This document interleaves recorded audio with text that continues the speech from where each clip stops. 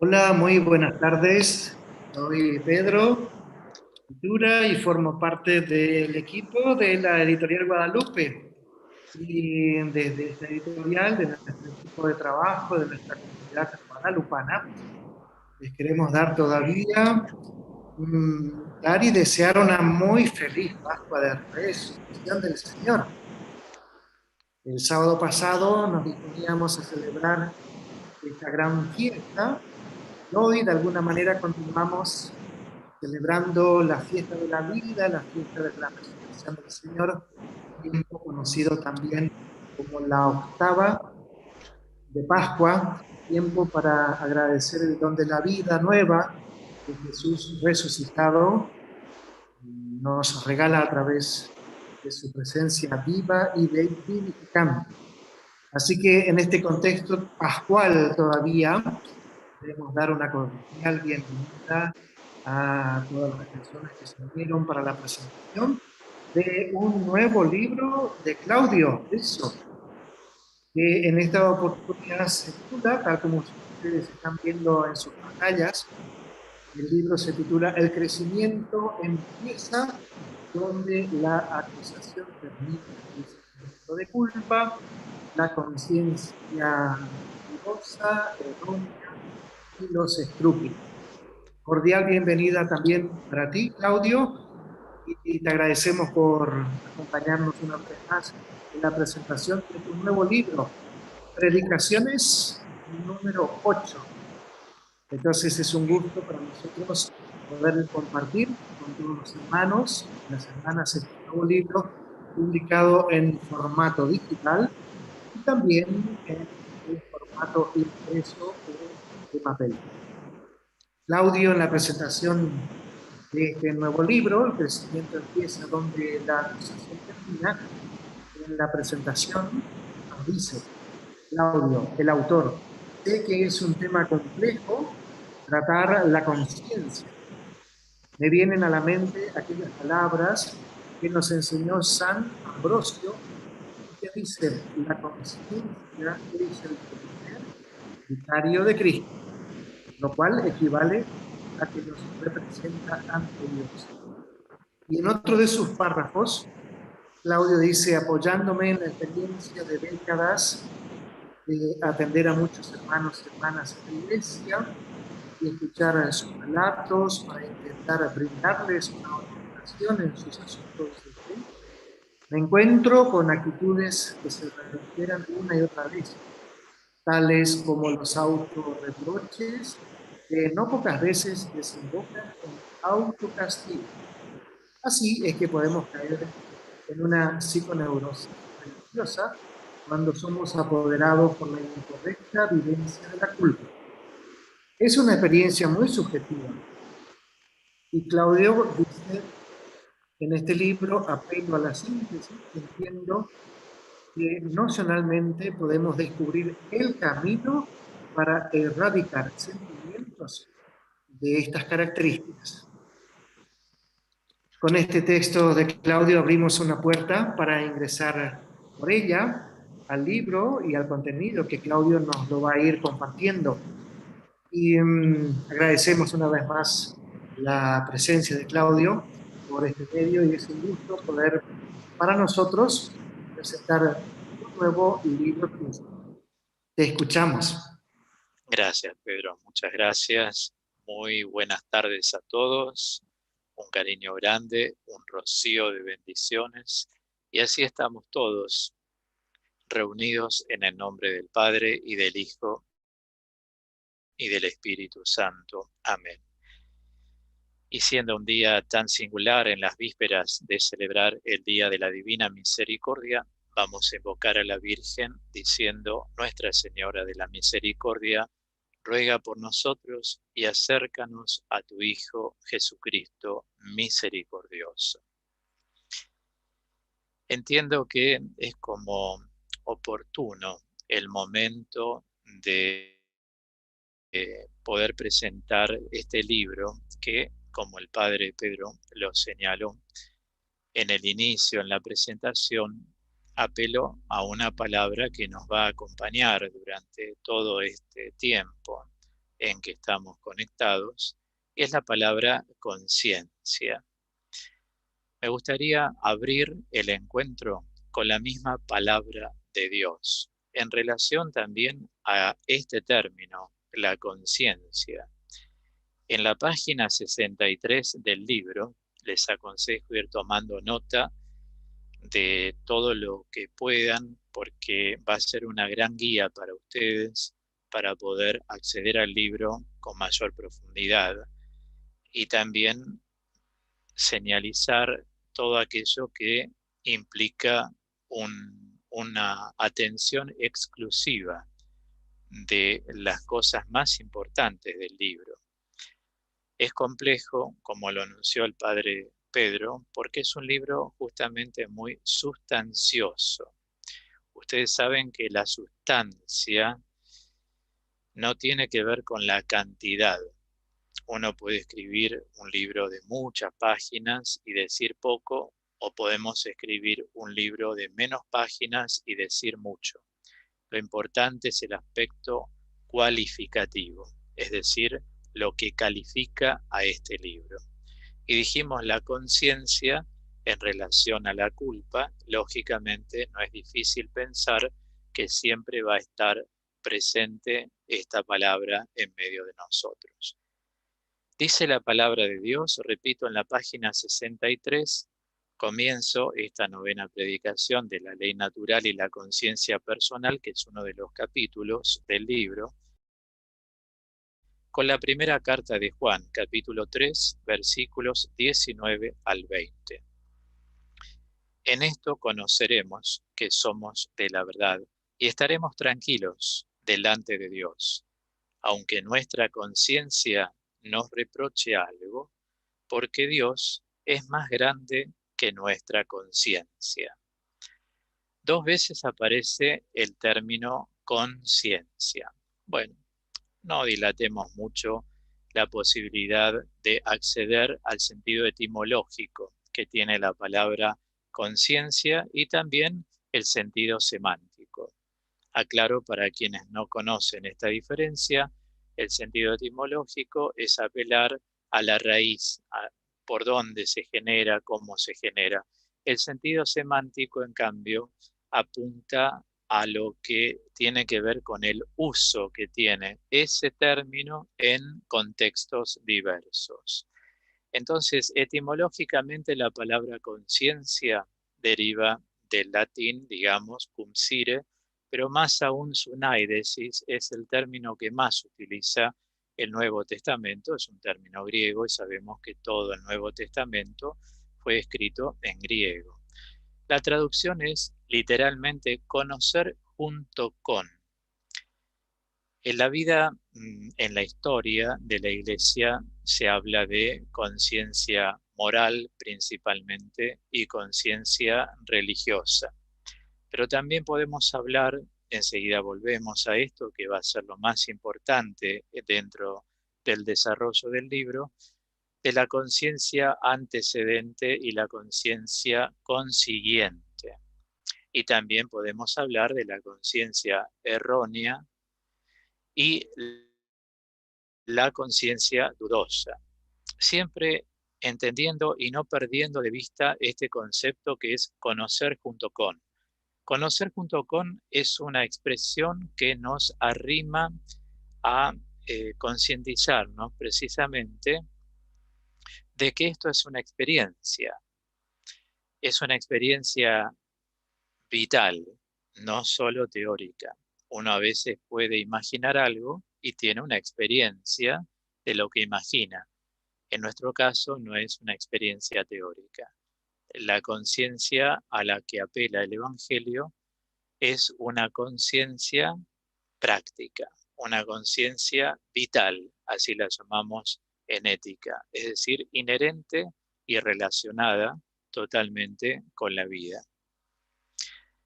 Claro está que ciertamente si esto es un tejido que se va realizando, en el tiempo vamos a tener que actuar como los propios responsables de erradicar de la conciencia aquello que está de más o que está incorrectamente alojado, y en vez emplazar, sí, lo que conviene tener siempre imbrincado dentro de la mente humana, que son los valores del Evangelio.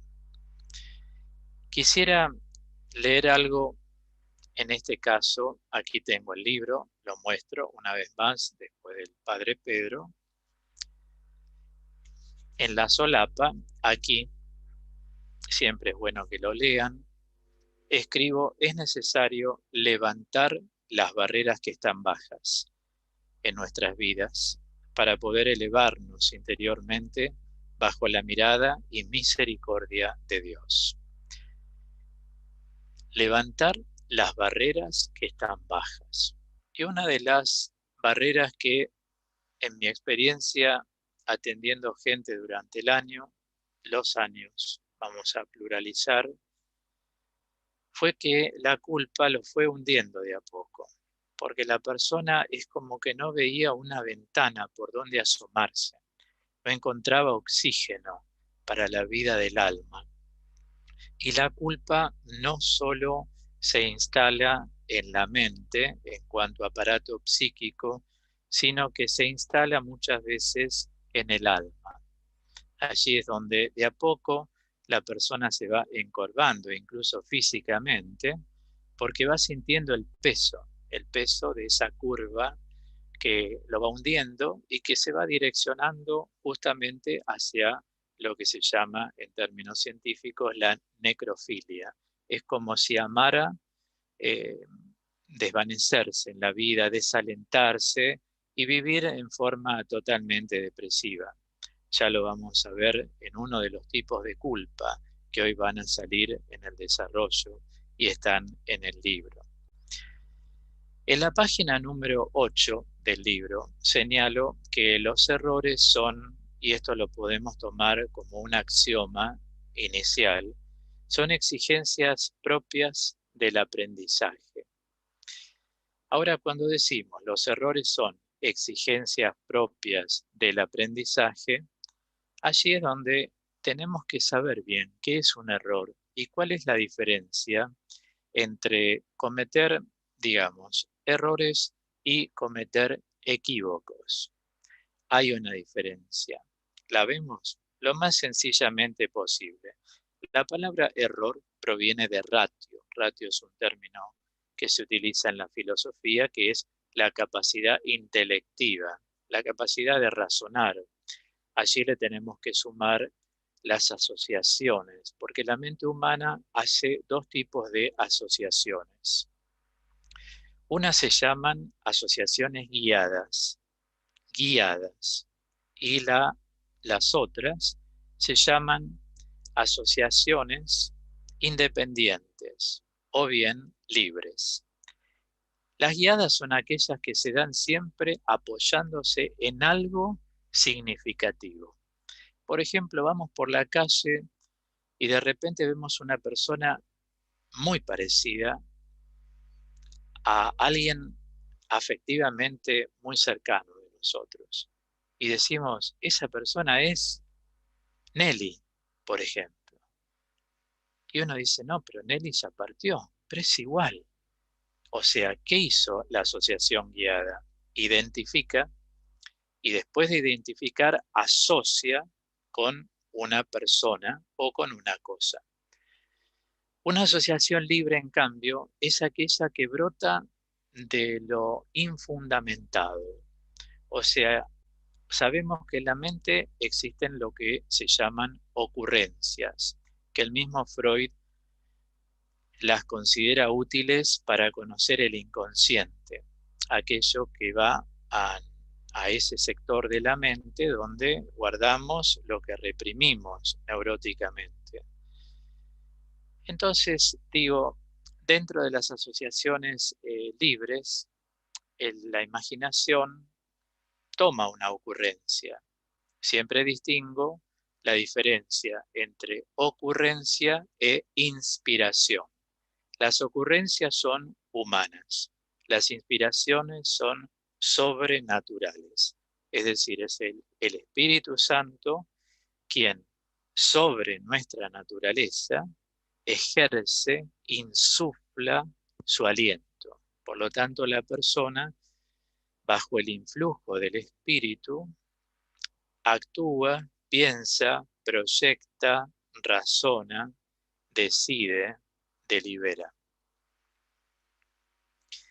Como existen estas asociaciones, estos dos tipos principalmente de asociaciones guiadas o bien asociaciones libres, la mente da para todo. Y en los errores, lo que encontramos es que hay error cuando la mente distorsiona un razonamiento. ¿Cuáles pueden ser los motivos? Bueno, pueden ser varios. Muchas veces nosotros no incluimos en el razonamiento los elementos válidos. En cambio, cuando uno dice cometí un equívoco, a diferencia del error, lo que se distorsiona es la realidad. O sea, los errores abarcan lo intrínseco. Dentro de nuestra mente no supimos relacionar correctamente. A veces porque estamos influidos por voces ajenas. Recuerdan que en los programas de radio, muchas veces en los años, voy trayendo esta frase para incluir a la oración. Señor Jesús, que sepa distinguir tu voz de otras voces. Hay personas que son muy influyentes y tratan de convencer a otros sobre la imagen respecto de alguien, sobre la reputación de alguien, sobre la fama, sobre la idoneidad. Esto lógicamente está generado por los celos, por la envidia, que son componentes existenciales, ¿no?, en nuestra propia humanidad. En cambio, las personas que son sensatas no se dejan influir por voces ajenas, tienen discernimiento propio. Estas son las personas que agraciadamente son llamadas criteriosas, porque son personas que tienen un criterio. Es decir, nadie los va a mover de sus pensamientos y sus decisiones respecto de la apreciación objetiva que realiza en relación a una persona o a una cosa. Entonces, en síntesis, los errores son una distorsión del razonamiento, abarca lo intrínseco. En cambio, los equívocos son, decía, una distorsión de la realidad, es lo extrínseco, aquello ajeno al sujeto, por eso se cometen equívocos.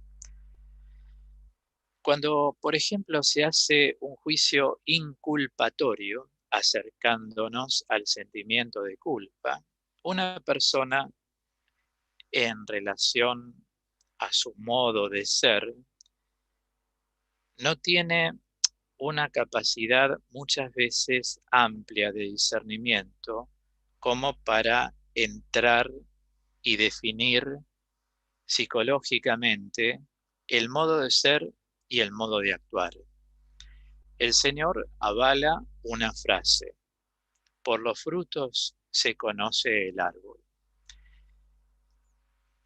Recuerdo que es testimonial, he tenido algunos compañeros con quienes lo mismo le habrá pasado al padre Pedro en nuestros estudios, en la formación académica. Siempre tenemos compañeros que son distintos porque son personas, como todas las personas son distintas. Y a veces venía algún profesor que nos ha tocado, de tantos que hemos tenido, y por ahí no era muy simpático.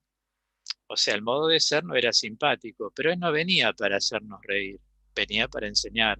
Sin embargo, objetivamente, muchos que no eran simpáticos son grandes profesores, porque didáctica y pedagógicamente nos han enseñado muchísimo. Y a veces les decía a mis compañeros, no te fijes en que no hace un chiste, no te fijes en si es muy serio, porque tiene su propia vida. Un profesor no va a venir a contar lo que le pasa en la vida, en su historia, cómo fue. Nosotros tenemos que ser objetivos y situarnos en lo que nos enseña, y es la apreciación objetiva de una realidad. Por eso muchas veces hay juicios inculpatorios cuando las personas ya se meten mucho en, digamos, el modo de ser de alguien y no sabe diferenciarlo del modo de actuar. No podemos pretender, claro está, que seamos iguales. Hay personas que son más simpáticas, algunas son más agradables, algunos tienen amabilidad, otros no tanto, pero todo tiene que ver con que somos seres históricos. Hay una trama historial que se va desarrollando en la vida de un ser humano. Entonces, si se evalúa, seguramente vamos a priorizar la objetividad, porque la evaluación persigue la objetividad. En cambio, el juicio persigue la subjetividad. Cuando una persona evalúa, es capaz de ser tolerante, es capaz de ser paciente, y en relación a la culpa, es capaz de asumir que pudo haber cometido, ya sea un error, un equívoco, pero también analiza qué edad tenía, en qué parte de su historia esto ocurrió, si tenía total uso de razón, si era una persona ya madura o era un adolescente que andaba dando vueltas por la vida. Y a su vez, ciertamente, las heridas, cuando no se cierran, siempre vuelven a intentar reabrirse. Y a veces hay hechos en la vida, hay palabras, hay personas, hay frases que provocan la apertura de heridas. Y eso es lo que nunca debemos hacer, menos como cristianos. Nunca tocarle las heridas a una persona. Si no hay caridad, perdimos todo. Seguramente nos vamos a encontrar con algunas personas, digamos, que dicen, yo soy frontal. Bueno, sepamos que ser frontal no califica a ninguna persona. Muchos se escudan creyendo que ser frontales significa ser personas sinceras. No nos confundamos. Primeramente, la palabra frontal no existe en el Nuevo Testamento. El Señor nos enseña a ser prudentes. ¿Cuál es la diferencia entre el frontal y el prudente? El frontal no tiene en cuenta la caridad. Dice lo que dice en el contexto lo que dice y si se le ocurre también lo dice. Por lo tanto, las capacidades humanas que Dios nos da desde la propia naturaleza no las desarrolla. El frontal no piensa, tengo la capacidad de ser un poco tolerante. Tengo la capacidad de callarme. Callar no es mentir. Tengo la capacidad de amar. Y si soy de Cristo, tengo que amar. Por eso digo, ser frontal es una descalificación desde el punto de vista ético y humano. En cambio, ser prudente es otra cosa, porque el prudente trata de usar la capacidad de tolerancia. El prudente sabe que el otro es débil como uno. El prudente no deja pasar cualquier cosa, pero va a buscar el momento, la oportunidad y el modo que más conviene para tratar de dialogar o de, digamos, orientar o encauzar ciertas situaciones. Y saben que hay personas que son, digamos, muy proclives a juzgar. Y esas personas son las que más daño hacen. Recordemos que juzgar, a diferencia de evaluar, significa declarar sentencia. El Señor Jesús dijo, ustedes no juzguen y no serán juzgados. Casi el 90% o más, de acuerdo con los estudios científicos, de las personas que han padecido o padecen sentimientos de culpa, son personas que han tenido o tienen al lado otros que tratan de horadar sus heridas, que les tocan puntos de la vida que hieren. O sea, no son buenas personas. Por eso uno no tiene que estar rodeado, por estar rodeado por cualquiera. Uno tiene que elegir las personas que queremos nos rodeen para nuestra vida. Y algunos hacen dedocracia, siempre señalan con el dedito, vos hiciste esto, vos hiciste aquello. Por eso es algo opinable lo que voy a decir ahora, pero en varios casos atendí hombres y también algunas mujeres que, digamos, no han sido fieles en sus vínculos afectivos. Y más de una vez dice, yo quiero hablar con él, yo quiero hablar con ella. Y dada la experiencia que me acompaña en las décadas, les sugerí que no hablaran de eso, porque el ser humano es un ser falible. Uno siempre tiene que guardarse algo para uno, no abrirse tanto creyendo que uno es tan sincero. Bien sincero, aunque no hace falta verbalizarlo, porque Dios es omnisciente, tenemos que ser con Dios, que es nuestro único juez. Como dice el libro de los Hechos de los Apóstoles, Jesucristo ha sido constituido único juez de vivos y muertos. Porque las personas, cuando han engañado o algo, acuden a su falibilidad humana y a veces piden tanto perdón que los demás aprovechan para colgarle una soguita en el cuello y después los monitorean y cada vez que pueden les señalan, vos me hiciste esto, vos me hiciste aquello. No estamos rodeados de mucha gente misericordiosa.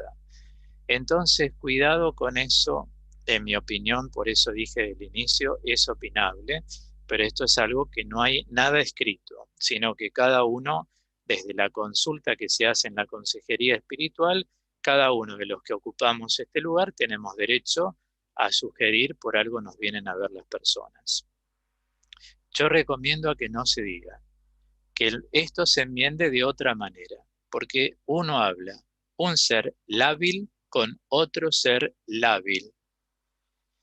Y nadie puede decir que está libre de pecado. Entonces, tengan cuidado con los dedos acusadores, no los tengan muy cerca de ustedes, porque todos los seres humanos somos débiles. El otro día me llamó un oyente y dijo al aire, Claudio, ¿me puedes decir unas palabras? Hoy me siento indigno, dijo al aire. Y cuando, como lo dijo abiertamente, me tocó salir al aire, le respondí, entre los mensajes que recibo en el contestador al aire, todos somos débiles. Nuestra condición es condición de pecadores, no es una condición en estado de gracia. Nosotros la gracia la tenemos accidentalmente. Es un encuentro de voluntades, divina y humana, ciertamente. El que no quiere estar en gracia no es un acto milagroso, mágico. Dios sale a nuestro encuentro, exige nuestra respuesta. Entonces, digo, nosotros no tenemos la condición de ser seres en gracia. Primero somos personas, eso habla de la vulnerabilidad del ser humano, y además de ser personas, somos personas débiles, falibles, vulnerables, lábiles, frágiles. Eso hay que saberlo siempre. Entonces digo, rescatando algunos temas, siempre todo ser humano tiene una conciencia primariamente que se llama conciencia moral. No existe la conciencia amoral. Sí existe la conciencia inmoral. La conciencia inmoral es la que no condice con las opciones que un ser humano normal va haciendo. Dios naturalmente ha creado el hombre para la justicia, el amor y la verdad. Y si un hombre no sigue esos tres fines, está totalmente desorientado en la vida. Entonces, sin ser conciencia religiosa, todo ser humano tiene una conciencia moral. Dicho en palabras muy simples, la conciencia moral es la capacidad de elegir entre el bien y el mal, entre lo bueno y lo nocivo. A eso se llama conciencia moral. Por eso digo, no existe conciencia amoral, porque todo hombre tiene una conducta. La moral es la conducta en sus tres fases. en la fase, digamos, cognoscitiva, en lo que conoce, en la fase afectiva, en lo que brinda, en sus sentimientos y emociones, y en la fase conativa, que es en los esfuerzos que un ser humano hace. Así se abarca toda la conducta de un ser humano. Ahora, también tenemos una conciencia, los que estamos en el camino, los bautizados, que estamos tomando cada vez mayor conciencia de abrazar la santidad que nos propone Dios, siempre bajo la divina misericordia de Dios, que es el atributo mayor, como lo señaló varias veces en su pontificado nuestro querido Papa Francisco. La misericordia. Dios ve la miseria que hay en el corazón del hombre. Los que estamos en el camino sí tenemos conciencia religiosa, además de una conciencia moral. O sea, está marcada, como dice la Gaudium et Spes en el número 16, la conciencia religiosa consiste en escuchar la voz de Dios. ¿Cómo escuchamos la voz de Dios? Bueno, primariamente ante su palabra y luego ante los signos confirmantes que se desglosan de las bienaventuranzas vividas por muchos cristianos. Siempre, como decimos, ¿no? Entre comillas, las bienaventuranzas las vivimos desde la fragilidad humana. Es decir, no somos ángeles. Los ángeles son seres en estado de gracia. Repito, nuestra condición es condición humana. El padre Pedro leyó al inicio algo que escribo de San Ambrosio, que ha sido altamente aleccionador para todas las personas que me escuchan desde hace tantos años por la radio. Y es: la conciencia es el primer vicario de Jesucristo. Es decir, quien nos representa, escribo ahí en el libro, ante Dios. Por eso es muy importante que en el sentimiento de culpa las personas no estén mirando hacia afuera lo que dice él, lo que dice ella, lo que dicen ellos. Cada uno piense lo que uno hace, asuma el compromiso, y acá aflora la distinción entre la palabra responsabilidad y la palabra culpa. La responsabilidad eleva. Cuando uno se hace responsable, está elevándose éticamente y espiritualmente. Cuando se hace responsable ¿de qué? Bueno, de aquello que se llama la culpa, que está catalogada como uno de los 3 pecados en hebreo del Antiguo Testamento. Awón es la palabra, ¿no? Es decir, es una experiencia de peso psíquico por haber herido a alguien con algún comentario, con acciones o con cosas muy definidas. La culpa hunde, pero hay que rescatarse de la culpa, porque si alguien se siente culpable, tiene que tratar de cambiar, porque Cristo le dona todas las herramientas para liberarse de la culpa. Entonces, yendo ahora al libro, quiero dirigirlos a la página 26 del libro, donde formulo una pregunta después de mitad de página. ¿No sería un desatino no calar hondo hasta desterrar la culpa para vivir libremente, sin ataduras, la vida en el espíritu e incluso llegar a un muero porque no muero? Y agrego, a nuestro ego le gusta aumentar nuestras dudas planteando preguntas interminables provenientes de una razón, digamos, muy ateísta. A veces el creyente, en lugar de autoevaluarse frente a la divina misericordia, como decía Santa Teresa de Jesús, cada vez que pensamos que hacemos lo que antes se decía examen de conciencia, es un término que pertenece al Concilio de Trento, año 1546. Hoy en día muchos usan esos términos, pero en la teología de los últimos 20 años, en la teología pastoral de la reconciliación, se utiliza el término revisión de vida en vez de examen de conciencia. Digamos, sustancialmente es lo mismo, pero saber hablar con el lenguaje ayornado, el que hoy utilizamos, es muy importante porque nos acerca más a la verdadera comprensión. Entonces, cuando uno revisa la vida, en este caso revisa cosas que a lo mejor quedaron allí en el tintero, como decimos los argentinos, pensemos si tal vez no hay resabios, dejos de sentimientos de culpa, y recordemos que el inconsciente ni miente ni envejece. ¿Esto qué quiere decir?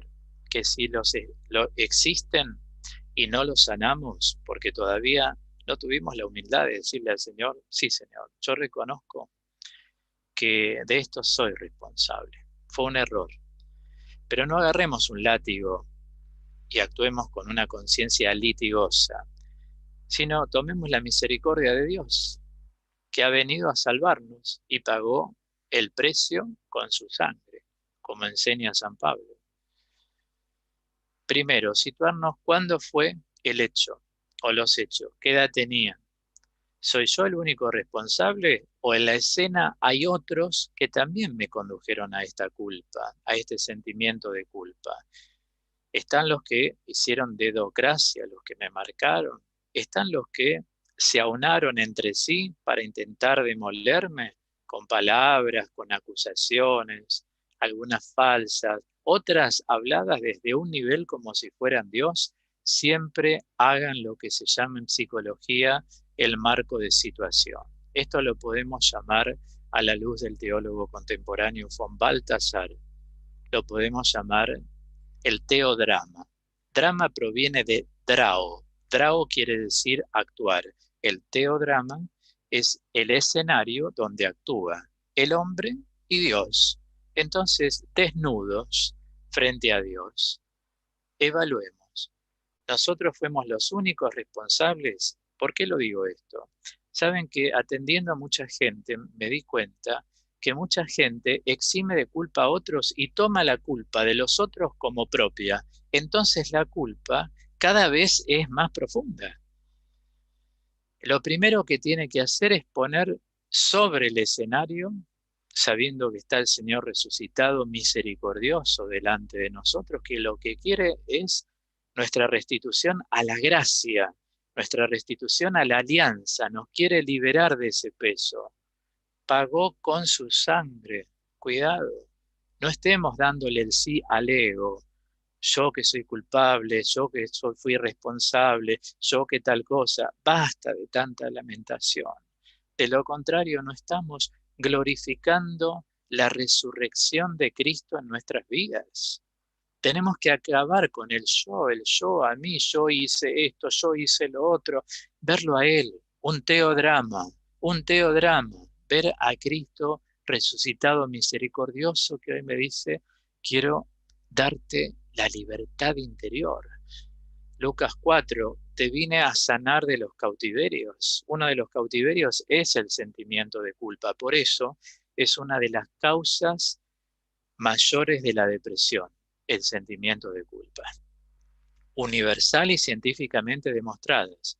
Hagan el escenario. Yo acá lo digo en el libro. De un modo y de otro, vuelvo sobre el tema. Pongan a todos los corresponsables, no se carguen con toda la culpa. Empiecen a alivianar al alma, porque el alma, si no está alivianada, le cuesta mucho entrar en una alianza con Dios diáfana. Uno nunca llega a experimentar que Dios es Abba, es Padre, y por lo tanto uno no se siente hijo de Dios. Uno sabe que existe Dios, cree en Dios, pero no hay una relación filial entre hijo y padre, entre padre e hijo.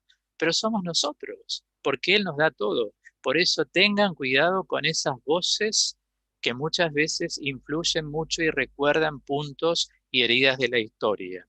No es para nosotros. Sigo más adelante, me voy fijando el tiempo que voy teniendo desde el desarrollo. Les recomiendo leer a ustedes la página, bueno, todo el libro, claro está, ¿no? 26, 27, 28 y 29 sobre esto que acabo de decir. Hay tres tipos de culpa que también los toco en la página 28, en la 29 y en la página 33. para que quede a modo de síntesis claro. Una culpa se llama existencial, otra neurótica y la otra se llama narcisista. Los términos son muy importantes. Los oyentes que me siguen de tantos años en la formación saben que todos tenemos una dimensión nocional. Y para los oyentes que son nuevos, a través de la editorial Guadalupe y hoy me escuchan, ténganlo muy presente, por favor. Una de las dimensiones de todo el yo multidimensional es la dimensión nocional. Nosotros nos manejamos, regimos nuestra vida en base a las nociones que tenemos. Por eso tanta gente dice, ahora me doy cuenta, escuchando, formándome. ¿Cuántos oyentes de radio? Estoy cambiando mi vida. Ahora mi vida tiene otra orientación, lógico. Están cliqueando. ¿Por qué? Porque en la dimensión nocional, a lo mejor, había una gran carencia de conocimiento o tal vez había una información que nunca es formación, sino cosas fragmentadas que no me alimentaban ni me llegaban a cerrar cosas. Y ahora entiendo otra cosa. Por eso las nociones son importantes. Saber con qué palabras nos estamos manejando. La culpa existencial es aquella que se genera frente a las falencias humanas comunes a todos los hombres. Comunes a todos los hombres, repito, desembocan siempre en una frustración. Toda persona frustrada se siente culpable de algo. No me salió como yo quería, no lo hice y lo quería hacer. Alguien puede decir, en este tiempo de pandemia, tenía pensado tal cosa, tengo que estar encerrado. ¿Por qué no lo habré hecho antes? Empiezan los autorreproches, como señaló en la ambientación el padre Pedro de mi libro.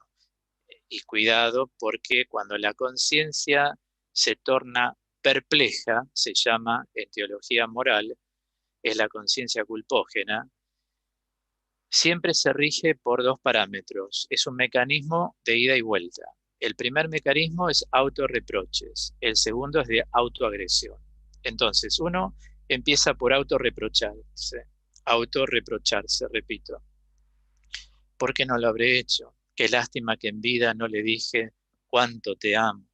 Nunca fui capaz de decirle gracias. Nunca lo abracé, nunca la besé.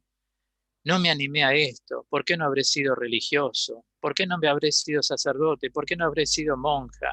No era que Dios me llamaba. ¿Ven? Hay un montón de argumentos que se van amesetando dentro del psiquismo humano. Esa es una culpa existencial. Tiene que ver con las falencias que forman parte, repito, de nuestra debilidad. A no asustarse. En la vida esto es axiomático. Cada uno hizo lo que pudo y como pudo. ¿Cuál es el argumento de esto que sustento? El argumento es que somos seres circunstanciales. Es decir, las personas estamos sujetas a las circunstancias de la vida, internas y externas. Entonces, cuando uno toma conciencia que uno está sujeto a las circunstancias y por lo tanto en la historia hay distintas circunstancias internas y externas, uno empieza a descomprimir. Y eso es lo que hay que lograr. Empezar por ahí, para que los autorreproches nunca sean autoagresiones, porque uno se puede agredir inconscientemente. Uno no es consciente muchas veces de los permisos que no se da. Por ejemplo, darse el permiso de decir, tengo ganas de tomar un café, a tal hora lo voy a tomar, tengo ganas de ir a la confitería tal, leerme la Biblia y me voy a dar una vuelta por la plaza, después me tomo el café, es un espacio propio. Hay gente que no tiene espacios propios.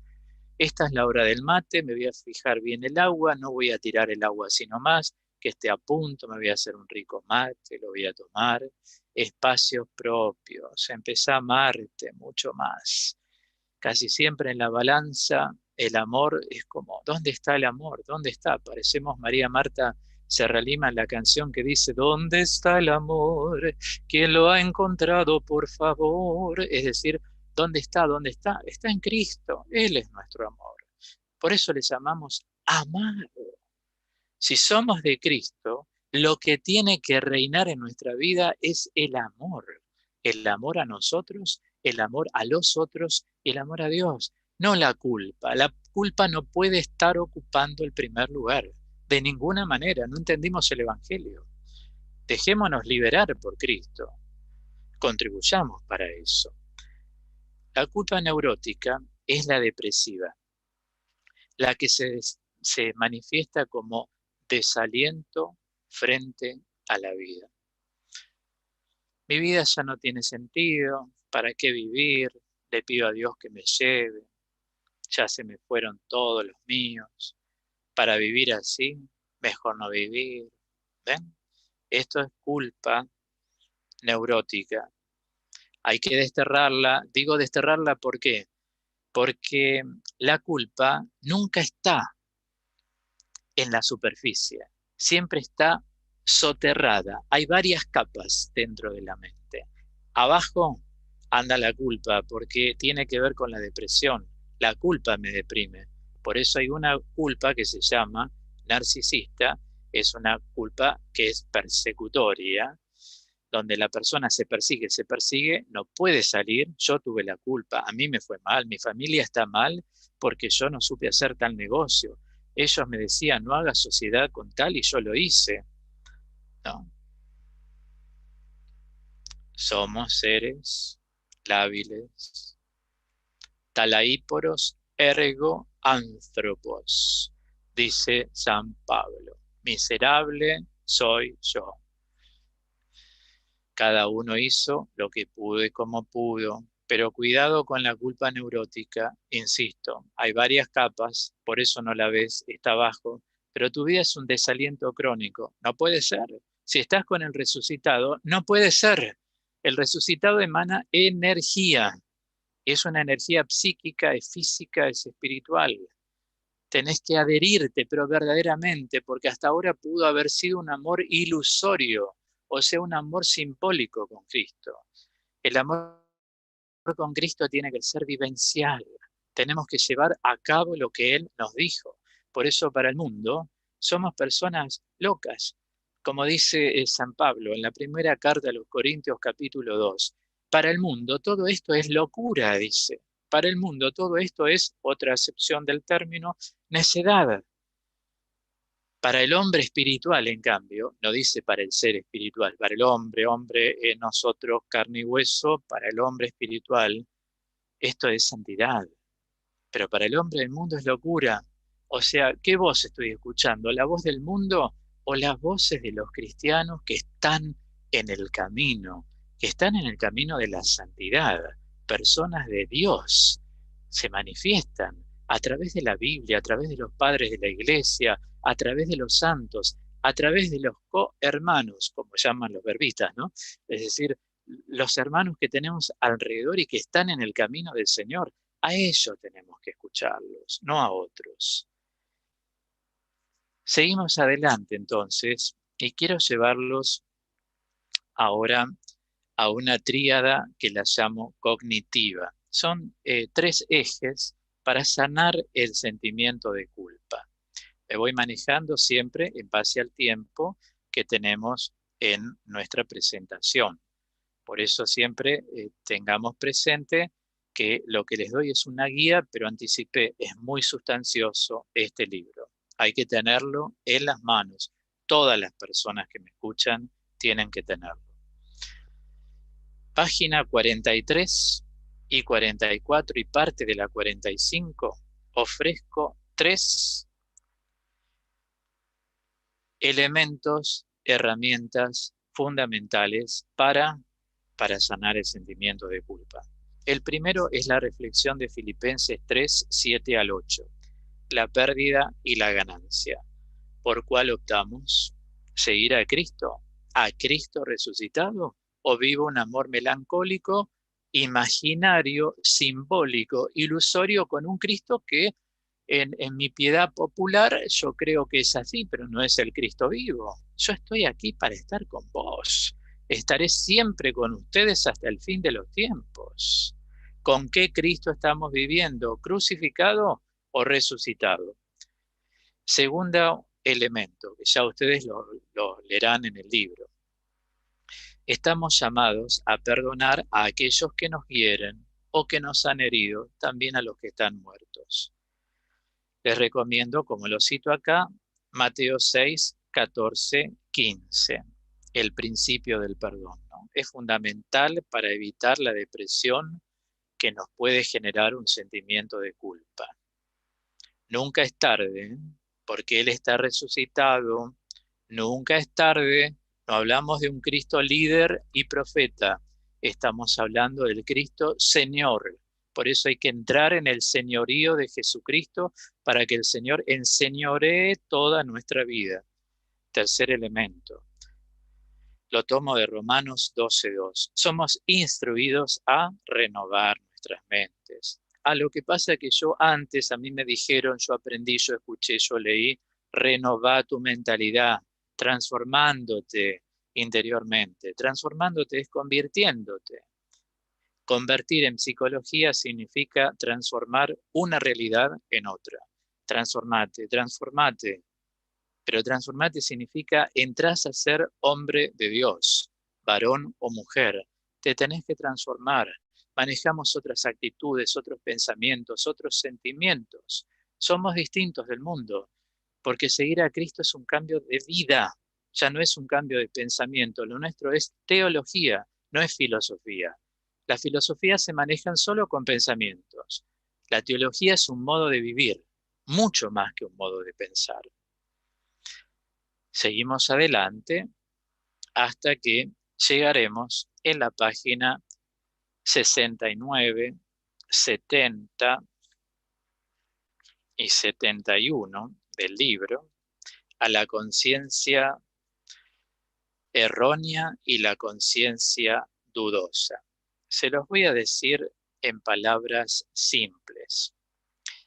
La conciencia errónea, dijimos, es un mal razonamiento. Recordemos que la inteligencia es una palabra que deriva del latín intus legere, intus dentro. Leggere, entre las acepciones, significa leer, captar, formarse. Leer desde dentro igual a captar. La inteligencia realiza tres operaciones, siempre. Captar elementos sueltos, pueden ser pensamientos, palabras, insinuaciones, ironías. Los vincula o los desvincula. Esto va, esto no va. No mezcles los tantos. Esto tiene que ver, esto sí tiene que ver. Decíamos, el profesor es bueno por lo que enseña, no por si nos hace un chiste. ¿Ven? El análisis. Y toda operación de la inteligencia termina en un razonamiento, un raciocinio.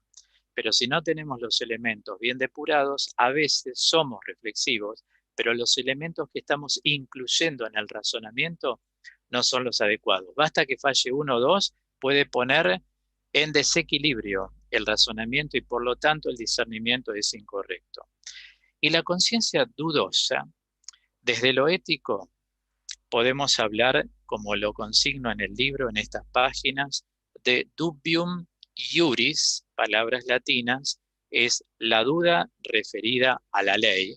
En este caso diríamos la ley de Cristo, el Evangelio.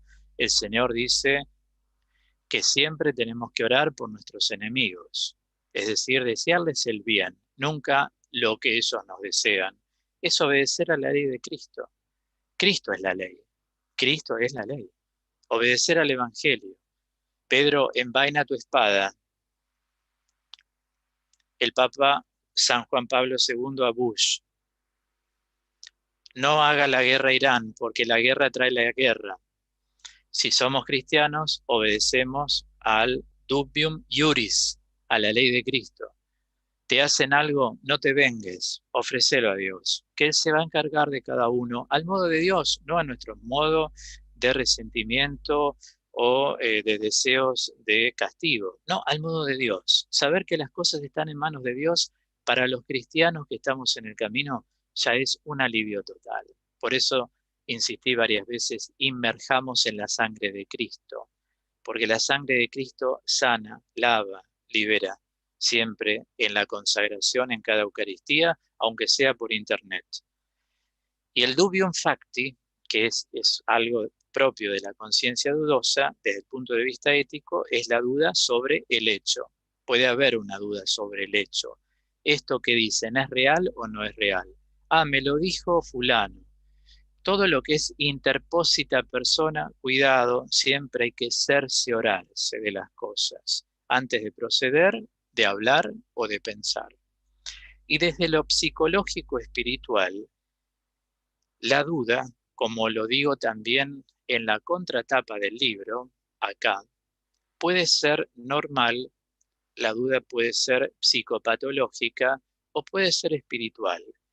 La duda normal es aquella que se presenta ante la anormalidad. Por ejemplo, uno dice, ¿sabes qué? Hace tiempo que yo veo a mi compañera de trabajo, Laura, por decir un nombre, ¿no? Y no sonríe, ya no tiene sonrisa. Esa es una duda normal. ¿Qué le estará pasando? Que nunca sonríe. La duda psicopatológica es la duda neurótica, es la que siempre detiene el crecimiento de la personalidad. Son las personas que nunca llegan a madurar porque están estancadas. Siempre todo lo ponen en duda y dudan de todo. Uno tiene que poner siempre un acto de confianza en los proyectos, ya sean afectivos, en los proyectos laborales, en los proyectos eclesiales. Siempre tenemos que poner un punto de confianza. Y si no, nuestra personalidad se puede detener. Eso tengámoslo muy en cuenta. Hay gente que dice, yo me siento detenido, no avanzo. Una de las causas puede ser la conciencia dudosa bajo esta modalidad que es psicopatológica. Y la duda espiritual justamente es aquella que se declara en Mateo 17:20, cuando el Señor dice, hombre de poca fe. ¿Qué hacemos en cada Eucaristía? Señor, aumenta mi fe.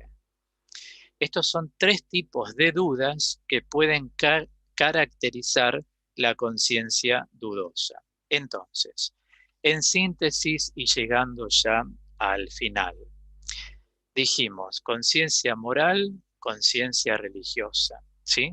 Conciencia moral, repasamos, es la capacidad de distinguir entre el bien y el mal, entre lo bueno y lo nocivo, dije. La conciencia religiosa, escuchar la voz de Dios. Me apoyo en este documento del Concilio Vaticano II, Gaudium et Spes 16. A través de la palabra, que es vida, el mundo pasará, pero mis palabras no pasarán jamás. A través de los signos confirmantes y a través de los testimonios de los hermanos que nos rodean, que están en el camino. Están en este camino de la gracia, el camino del Espíritu, el camino de la santidad. Por otro lado, hablamos de conciencia errónea y conciencia dudosa. Y también dijimos que existe una conciencia que se llama antecedente y consiguiente. La conciencia antecedente es la conciencia que uno tiene antes de realizar un acto. Si yo sé que mis palabras pueden perjudicar a alguien y no corresponde, pero no soy capaz de retenerlas porque me falta madurez, tengan mucha y especial atención a esta conciencia antecedente que muchas veces muerde el pensamiento porque uno primero piensa y después esboza las palabras. La conciencia consiguiente es aquella que tiene valor después de una experiencia, o sea, a posteriori. La persona dice, ¿qué hice? ¿Por qué le toqué en relación al sentimiento de culpa? ¿Por qué le toqué esto? ¿Qué mal estuve? Me puse nervioso, sí, me puse nerviosa, pero ¿por qué acudí a tocar algo que a la historia de esa persona le hace tanto mal? Entonces, ¿qué hay que hacer? Pedir perdón. Para eso está el perdón. Yo les recomiendo mis libros que la editorial gentilmente al inicio los ha mostrado. El Dios perdona y olvida. Y este libro están entrelazados, por eso sale uno y después el otro. Hay que pedir perdón. El perdón es una decisión, es mucho más que un sentimiento. Y concluyo aconsejándoles la página 85, donde doy un consejo espiritual, y es que la vida es una integración. Si hay algo que recordar, es que la vida es una integración de cosas. Tenemos que integrar lo bueno, lo malo, tenemos que integrar las cosas favorables y las desfavorables, pero nunca tenemos que integrar el sentimiento de culpa, sino que tenemos que liberarnos, porque no nos va a dejar en paz. Existe el remordimiento de la conciencia. Y si alguien ya partió a la casa del Señor, tenemos el sacramento de la reconciliación. Acerquémonos para decir, vengo a pedir perdón o bien a otorgar el perdón, cualquiera de las dos dimensiones del sacramento, a tales personas que me han herido y quiero liberarme de este sentimiento. Bueno, hasta aquí, en base al horario, creo que es suficiente la presentación del libro, de mi parte. Muchas gracias, Claudio, por la presentación tan clara de todos los contenidos, o de varios de los contenidos, que podemos apreciar, que podemos aprender y profundizar a través de la lectura, siempre con la dinámica de la colección. No se trata de leer todo de una sola vez, sino ir avanzando de a poco. A medida que tú estabas presentando el libro, llegaron varios mensajes, muchas resonancias, por ejemplo, buenas tardes, muchas felicidades, Claudio, gracias. Qué bueno. Otra persona dice, Ramona en este caso, hola, buenas tardes, Claudio, que sea otro libro de bien. Algunos integrantes del grupo Resurrección y del espacio de escucha. Muchas gracias, querido profesor. Cuánta ayuda nos das. Gracias a ustedes. Nancy nos comparte. Gracias, Claudio. Saludos de las hermanas Ursulinas de Chaco. Gracias, un saludo. Entonces, muchas felicitaciones, dice Beatriz, por este nuevo libro. Silvia opina brillante, como siempre, Dios te bendiga. Muchas gracias. Hermosa otra persona, en este caso María Julia, hermosa visión del manejo del culpas. Bueno, Claudio, hay más opiniones, pero agradecemos a todas las personas que nos han acompañado en la presentación del libro. El crecimiento comienza justamente la adquisición del libro. Ya el título también es muy bonito, es movilizante, es una propuesta y es una frase que la podemos recordar. El crecimiento empieza donde la adquisición del libro. Y felicitaciones, Claudio, también de parte de todos nosotros de la editorial, por este nuevo título. Queremos recordar nosotros que el libro se encuentra disponible en la versión digital, pero también en la versión impresa. Podemos conseguir el libro en la librería Guadalupe, ubicada en las calles Francilia y Julián Álvarez, y las personas lo pueden conseguir asistiendo personalmente a la librería o también lo pueden adquirir a través de la modalidad online, comunicándose con nuestro teléfono, es el número 4 82 6 85 87.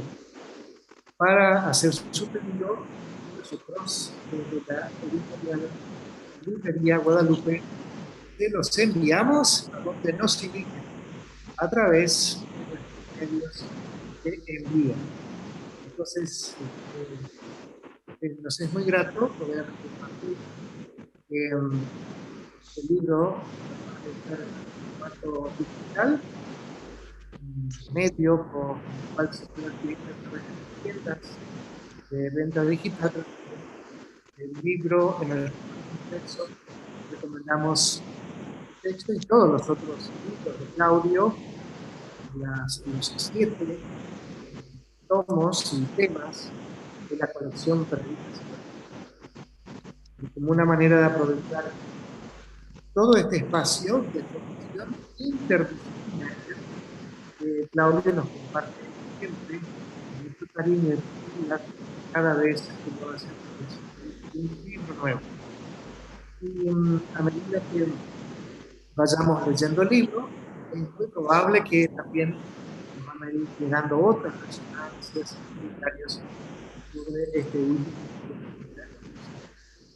Antes de despedirnos, queremos hacer 2 invitaciones. La primera, recordar que mañana podemos escuchar a Claudio en el programa Acompañándote, programa que se emite a través de la radio Amplitud AM 690, que 660. 660, gracias, que va desde 21 a 0 horas. El programa Acompañándote por la radio Amplitud AM 660. Ahora Y también podemos dar también el sitio de internet. 660, y queremos invitar, y muy bien, y también invitar a escuchar a Claudio en el programa Vivir, también por Radio Amplitud AM 60, días miércoles a partir de 11 a 15 horas. Entonces, donde Claudio comparte muchos temas, interdisciplinaria, acompañamiento, información que seguramente necesitan. Y por último, queremos invitar a la presentación del próximo libro de Claudio, que se titulará La Santidad, la Verdad, Fuente de Santidad. Nos referimos a Predicaciones 8, tomo número 8 de la colección Predicación. La Verdad, Fuente de Santidad, presentación que haremos el día 8 de mayo, día de la Virgen de Luján, a la hora acostumbrada. Un abrazo y hasta el próximo encuentro. Bueno, muchas gracias, Pedro. Como en mi computadora se va y viene tu voz, por las dudas quiero dejar bien esclarecido el programa acompañándote los domingos de 21 a 0 horas por AM 660 Radio Amplitud. También lo pueden escuchar en el país y en el mundo por www.am660.com.ar. Lo mismo el día miércoles, de 11 a 15, el programa Vivir, de 11 de la mañana a 15 de la tarde por AM660 Amplitud o en www.am660.com.ar. Y los esperamos, claro que está el 8 de mayo, con todo gusto, el Día de la Virgen de Luján. Estaremos aquí en el mismo horario, ¿no es cierto?, a las 18:30, con el libro La Verdad, Fuente de Santidad. Como enseña el Señor, la verdad los hará libres. Por eso, cuando nos manejamos con la verdad, ciertamente llegamos a la santidad. Muchas gracias, Pedro. Gracias a todos los oyentes. Les mando un rocío de bendiciones a todos. Los espero mañana a las 9 de la noche en la radio, como todos los domingos. Y gracias también a Agustín en la operación técnica del día de hoy y a todo tu equipo. Muchas gracias y será hasta